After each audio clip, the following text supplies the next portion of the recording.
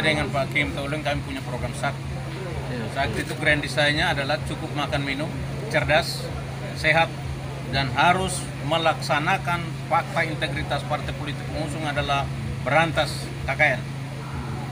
Jadi sakti itu swasembada pangan, kemudian adat istiadat, kerukunan hidup antar umat beragama, seni budaya olahraga, ada kualitas, tata kelola, kemudian infrastruktur.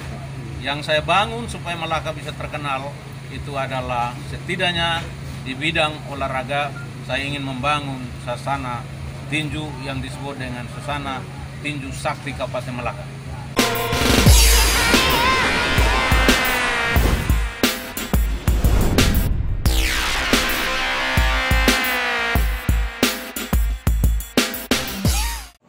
Desain program kerja kami itu paketnya kan namanya kan SNKT, Simona Hakim Tolin. Programnya namanya Sakti. S itu swasembada pangan, A itu adat istiadat, kerukunan hidup antar umat beragama, seni budaya dan olahraga. Dan K itu kualitas, ya, kualitas pelayanan kesehatan, kualitas pelayanan pendidikan, birokrasi, kualitas pembangunan fisik, semua harus berkualitas. Kemudian T, tata kelola. Bagaimana mengelola Kabupaten Melaka itu biar berbeda wajah. Yang sekarang ini kan kita belum mampu membedakan wajah ibu kota kecamatan dan wajah ibu kota kabupaten. Tentu harus dikelola, harus ada tata kelola, termasuk juga tata ruang wilayah, sehingga ada wilayah-wilayah yang jadi objek wisata, wilayah-wilayah yang hutan adat, wilayah-wilayah untuk pembangunan rumah, wilayah-wilayah untuk jalan, listrik, ini kan semua harus diatur, ditata, dikelola. Dan yang terakhir itu adalah I itu infrastruktur.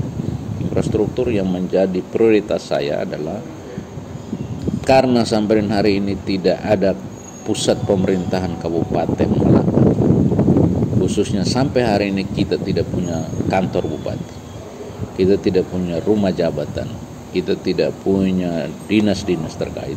Maka desain saya dengan Kim Tolin ketika kami dipercaya prioritas pembangunan fisik untuk kantor bupati dalam satu kawasan yang saya sebut dengan Central Government Melaka itu harus dibangun, dan itu menjadi prioritas.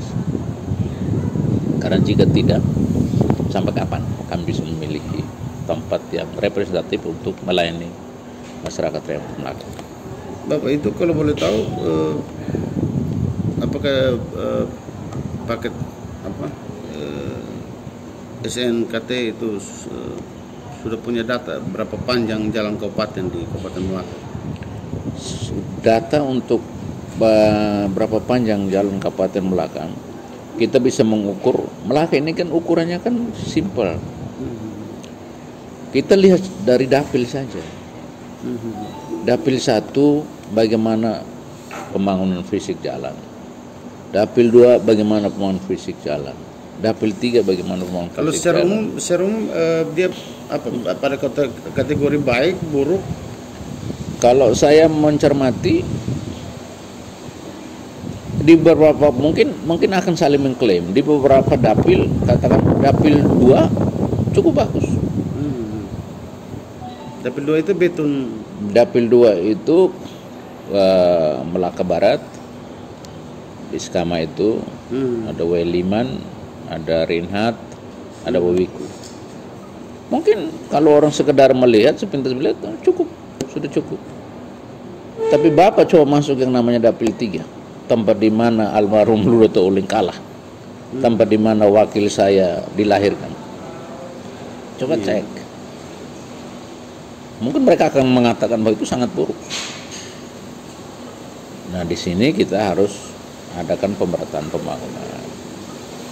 Jadi pembangunan itu karena saya orang beton, saya tidak boleh hanya membangun di beton. Karena saya orang Wawiku, saya tidak boleh hanya membangun di Wawiku. Tapi pemerataan pembangunan itu kan perlu. Ya. Nah, dengan komposisi APBD yang ada di Melaka gitu, ke depan itu berapa persentase gitu antara belanja publik dengan belanja pegawai? belanja pegawai itu kan sudah jelas, presentasinya kan sudah otomatis, anggaran yang menjadi biaya untuk pejabat publik itu kan sudah otomatis diatur. Tapi belanja untuk katakanlah pengadaan fisik, belanja untuk pengadaan IT, belanja untuk pengadaan non fisik, ini kan mesti juga diprioritaskan. Setidaknya kita bisa bagi anggaran itu 50-50, sehingga semua terbelanja habis dan ada manfaatnya. Jangan sampai kita belanja habis tapi kemudian hasilnya tidak kelihatan. Kalau porsi anggaran kan, kalau belanja pegawai kita bisa memperhitungkan. Kalau saya melihatnya justru bisa 50-50, 50%. Gitu. Sehingga semua bisa dapat porsi dan bisa diukur. Katakanlah APBD-nya Melaka itu berapa? 50 miliar tuh umpama. 50 miliar ini kan tidak bisa hanya 50 M kita belanja habis untuk pegawai. Tapi untuk pembangunan masyarakat, untuk rakyat kecil juga biar harus dikasih juga anggaran, kasih juga porsi. Nah, saya kira bisa dibagi dua. Gitu. Bisa dibagi dua. Memang selama ini belanja pegawai lebih besar dari belanja publik kan? Ya, kalau kita melihat kenyataannya kan seperti itu. Kenyataan yang ada kan bisa kita buka data.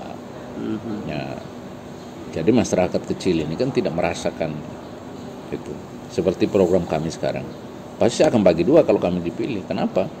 Karena kan selama ini tidak pernah orang memikirkan supaya para tokoh adat, istilah kami di sana fukun, para raja, itu diberikan salary, gaji. Sekarang saya pikirkan itu. Gitu. Argumentasinya sederhana. Jangan kita yang menuntut hak, setiap ada upacara adat kita repotkan orang. Setelah itu kita abaikan. Siap. Dan perlu, karena kan begini, yang namanya fukun raja itu kan sama seperti suku.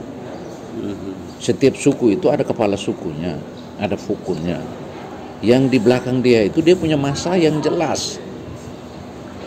Dia pun memberikan pelayanan kepada orang-orang dia yang jelas. Nah, kalau kita tidak memperhatikan nasib mereka, maka kualitas pelayanan secara adat juga akan menjadi kurang berkualitas. Betul. Kan begitu logikanya.